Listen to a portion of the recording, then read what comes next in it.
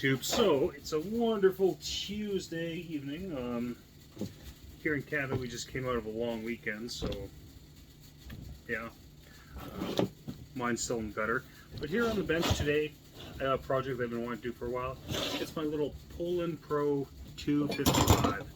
Now this is a 40cc saw. I'm pretty sure it's the same saw mechanically as like a Husqvarna 141, a John Shred 2040 turbo or 2041 turbo, a few other saws too. And there's probably a bare bore, just regular green poulan version as well.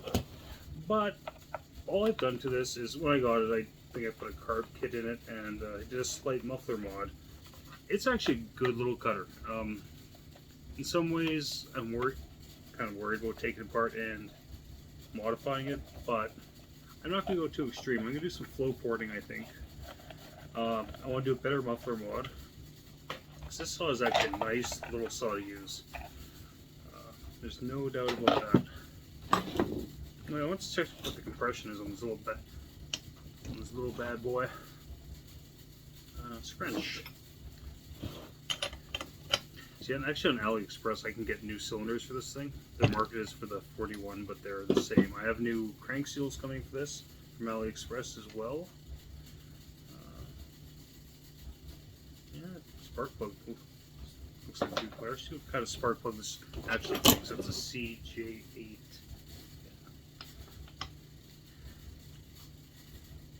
I have a feeling it might actually take a CJ7, but a little hotter of a plug. Okay, come on. Why are you doing this to me? It's like a Power Monday. I don't know if I ever did a compression test on this. Actually, I don't think I did. Okay.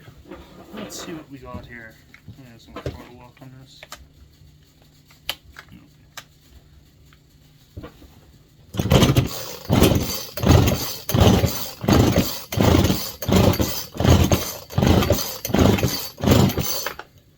So it's a respectable, we'll call that 145.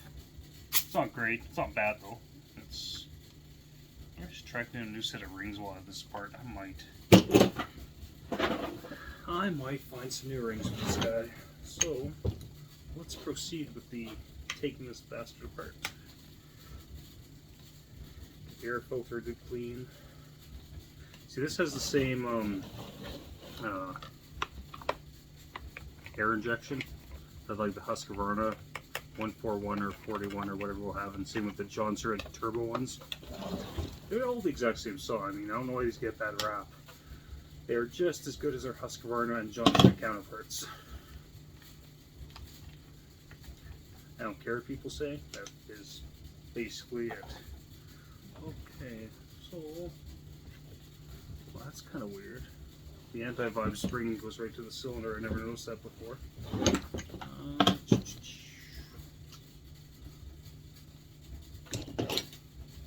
Yeah, I still got a long weekend brain.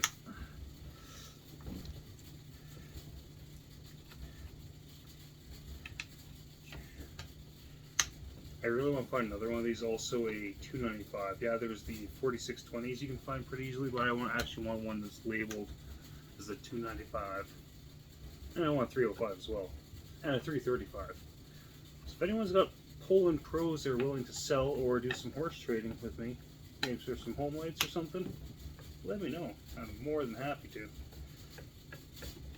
Anyways, I might put more on this video, but I'm just gonna stop it for now. I'm just taking apart a saw. This isn't like hugely exciting. I think Bodie and Hobbs Lumberjacks really got me liking Poulans in general.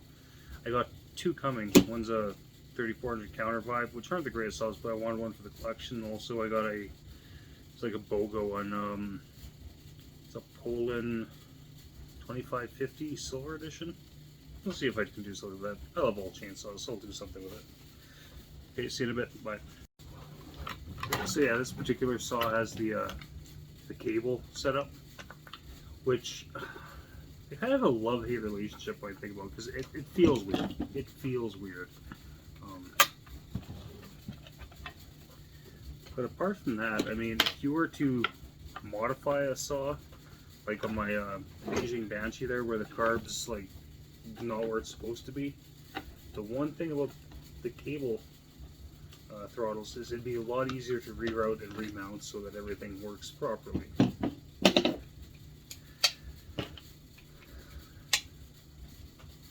But that's just my 2 cents about that. No, that comes out of there, that goes there, that comes, just pop out of there.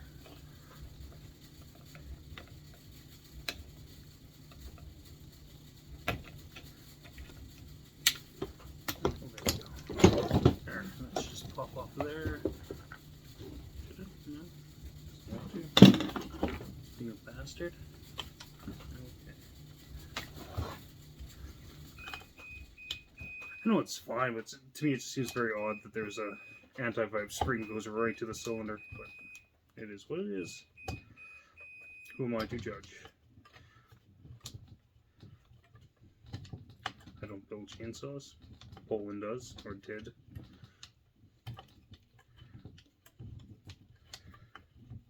Elon ignition. Okay. Yeah, I'm gonna just keep you guys on for the ride for the disassembly of this whole thing, because it might be good for me in case I forget how to put it back together. Because I'm not. I mean, I gotta wait for the crank seal still, but I thought I'd get a jump start on it. Try and put as many screws in where they belong as possible. So you can live over there. Stay. Okay, what to do next? Let's get rid of this silly little muffler here. That looks like a 5/16 or 8mm for you metric people. So here's the little tidbit information. So on my channel I've made fun of the metric system. People are like, aren't you in Canada? Don't you use metric?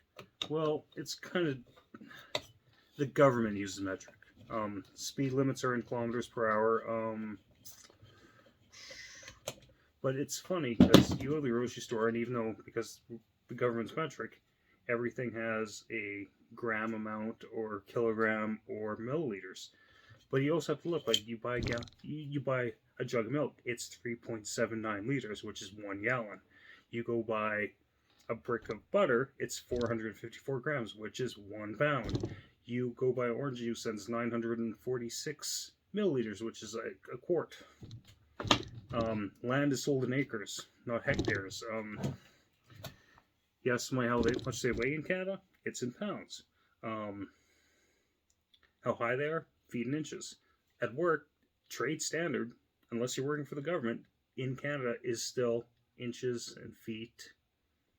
So it's one of those just little pet peeve of mine that when people think that just because we're in Canada, we use the metric system. Metric system can go fuck itself. I know I find metric tape measures really hard to read. A standard tape measure with fractions on it, like it's a lot easier to distinguish between the lines, especially as I get older. Okay. Where are we now? Got that off. Let's take the whole carb assembly off.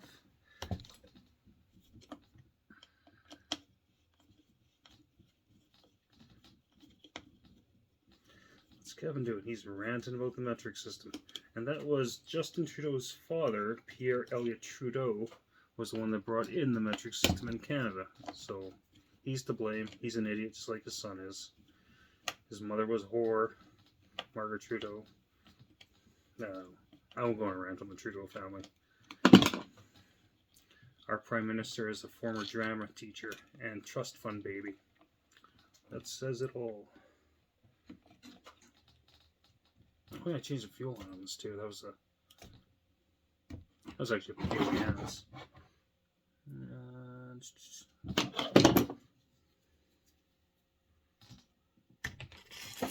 Fuel, gas. Every fucking time. Okay.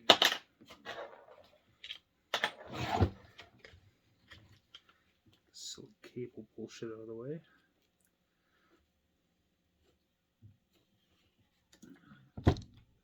Pop right out. Okay, that's still leaking fuel. I need to fill that hole. Okay, so what do we got now? More stuff to take apart. It's an isolator. So from this point onwards, this is the most I've ever taken this thing apart. What did I do for a muffler mod? Not much, apparently. Yeah, it's just. I might just add another exit to that.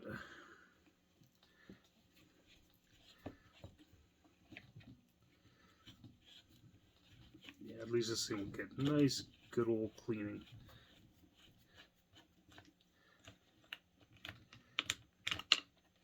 It's coming apart pretty easy though. I always worry about clamshell saws sometimes because I always expect them to be not user friendly for some reason, but they actually kind of are that. Okay, what's going on here? What's holding us up? What's holding us up, guys? Nothing. Well, it does have kind of a boot. Okay. Yeah, those cylinders they sell on AliExpress would fit perfectly. Piston sure looks nice. I was going to be real careful about not to screw up this boot because really nothing holding this boot on.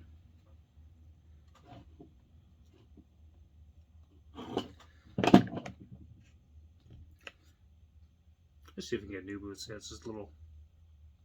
When I seal that back up, I might spear some moto seal on that just to seal it up a little better because I tend to worry about things like that. Yeah, and the impulse line just pushes into the hole down here. It works. I mean, saw ran fine. Put it back together, roll around like a piece of crap. Okay, where are we next?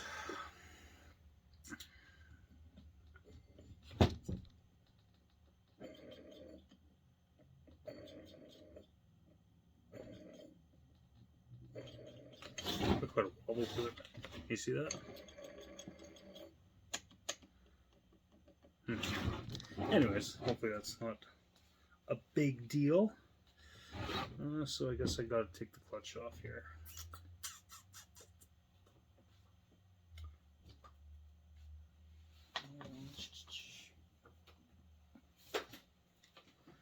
Piece of cord.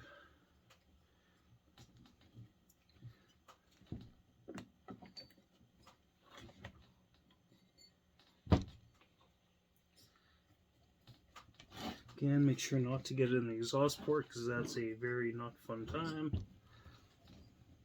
I'm gonna have to look into see if I can find another ring for this guy while I have it work. Okay. I'll get lucky will the same wrench work? No, that's not even the same wrench. Oh, that's yeah, the same wrench I used for the 330 will work on this. The 24mm vent cap millimeter, as they say in French. I start doing a whole video in French to make Quebec viewers happy.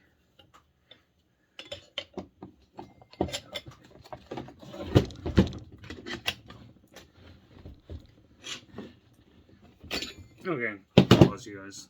Oh, be part of the adventure.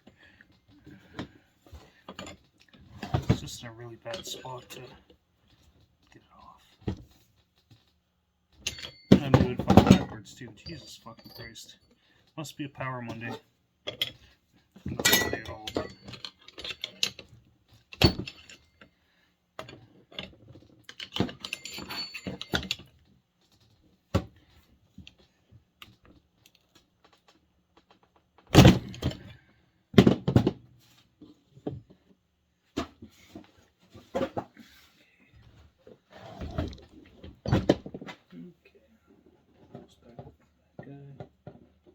Try not to lose anything.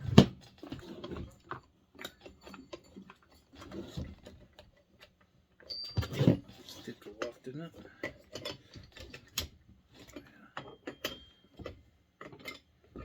So I'm calling this the official poulan clutch removal tool now, because so far it's worked on 2. We'll see if it works on that countervalve when it comes in.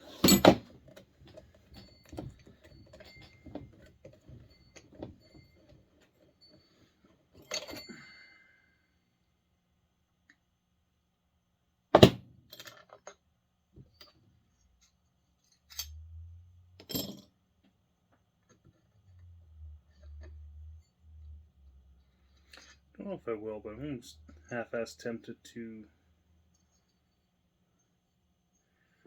maybe get a new clutch for this thing. It doesn't look horrible, but also doesn't look great.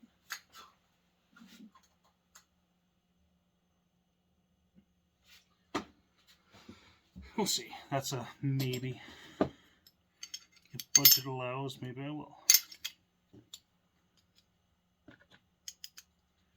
Okay, clutch can live over there. What is next? Dirty ass.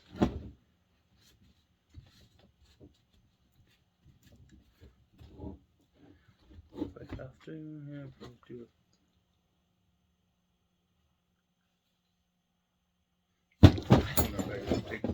Yeah, I'll take that off. I think, yeah, we'll take it off.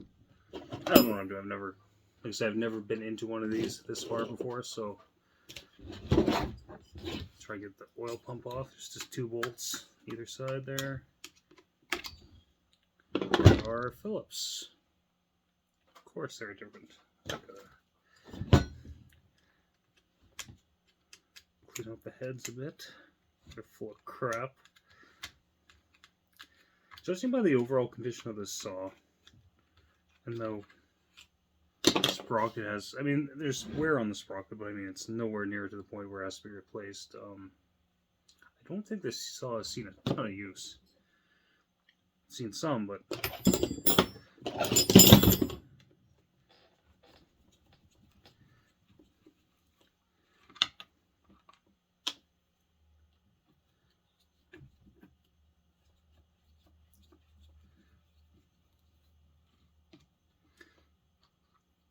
and really, it might not need a new ring, because I mean, it's just used to some of the old home lights that have like stupid, crazy compression. That might be why they have so much damn torque. It's a pretty simple fuel pump setup there.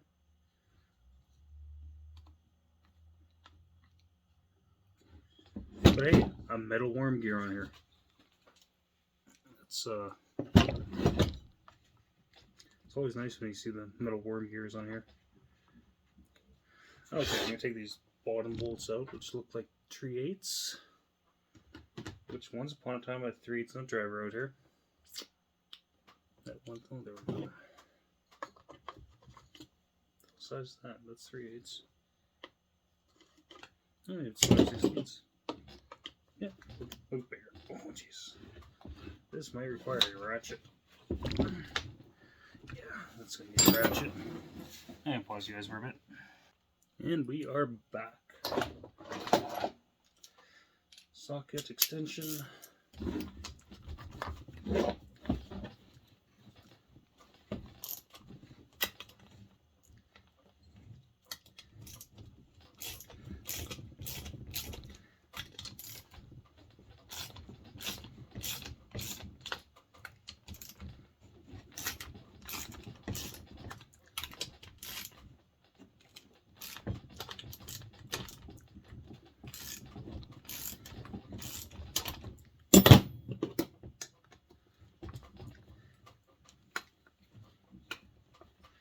Okay, so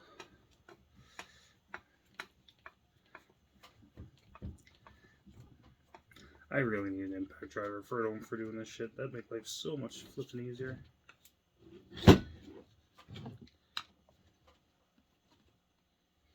Sometimes I bring the one I have from work, but then I forget to take it back, and I don't need it at work, and blah blah blah.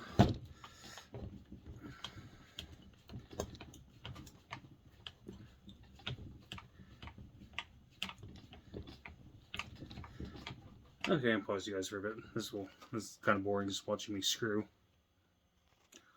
Yeah, welcome back. So, I omitted taking the flywheel off. It's a flywheel.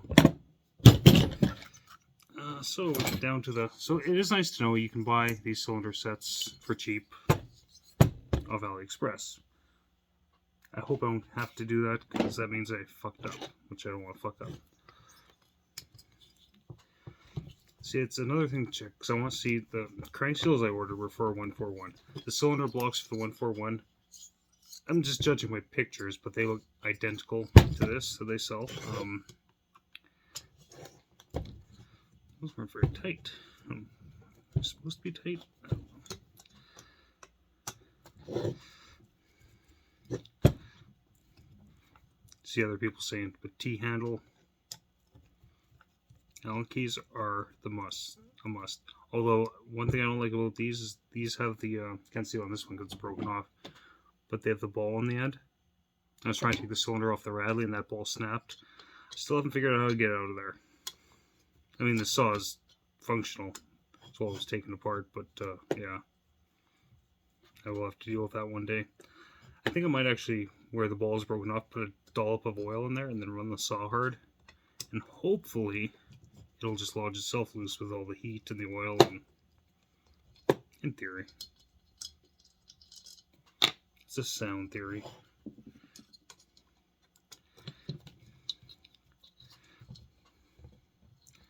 I'm wondering how hard it would be getting for this. I think it's a 40mm bore, I think. Thing is, too, I think I could actually get a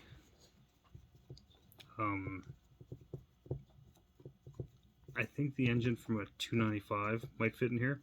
Don't quote me on that, but I would keep 40cc. I still have some of the log that I used for the initial test on this, so I got a fair comparison. I'm hoping the saw will pick up some power. Let's see why it wouldn't. Not doing anything major, but I'll show you guys in a bit my plan, which I really don't have a plan yet. I gotta look inside, but kind of spitball as we go.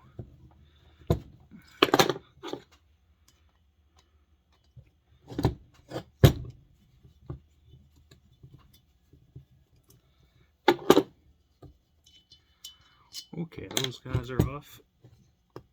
Should just pop apart. Some goop stuck in there. Some kind of RTV.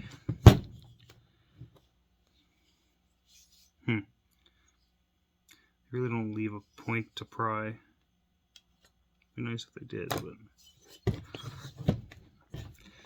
there we go. There we go. So, okay, this piston, as you can see, absolutely nothing wrong with that. Absolutely nothing wrong with it.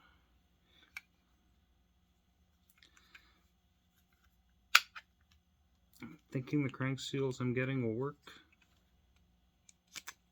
Bearings come with it too. These bearings aren't on there very tight, so providing the new crank seals are correct, I might try to change those bearings too. We'll see. Put this in this little box to half-ass keep it clean. I'm trying to drop it like I just did.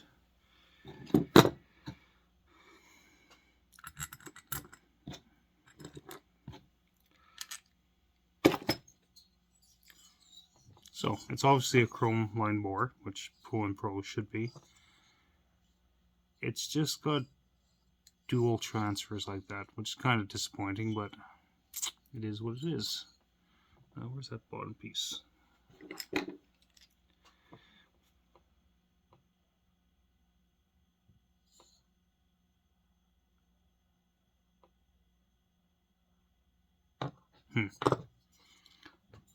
So, transfers are down there. When that sits in there, it blocks off some of the transfers. So what I think I'm going to do is let's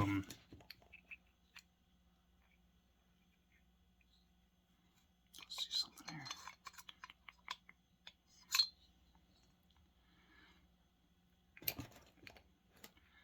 here. I'm just thinking my plan tag. So right in here, I'm going to take out some of that on both sides.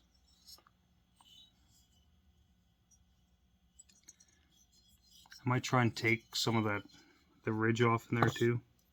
So I'm going to take out some of this up until that line where there's that step right there. I'm going to take out some of that too. I'm basically just going to flow port it. And on the exhaust side, Poulan puts these little heat shields, they call them, in there. Now it's not going back in there, but there is, you can see, let's get in there and see.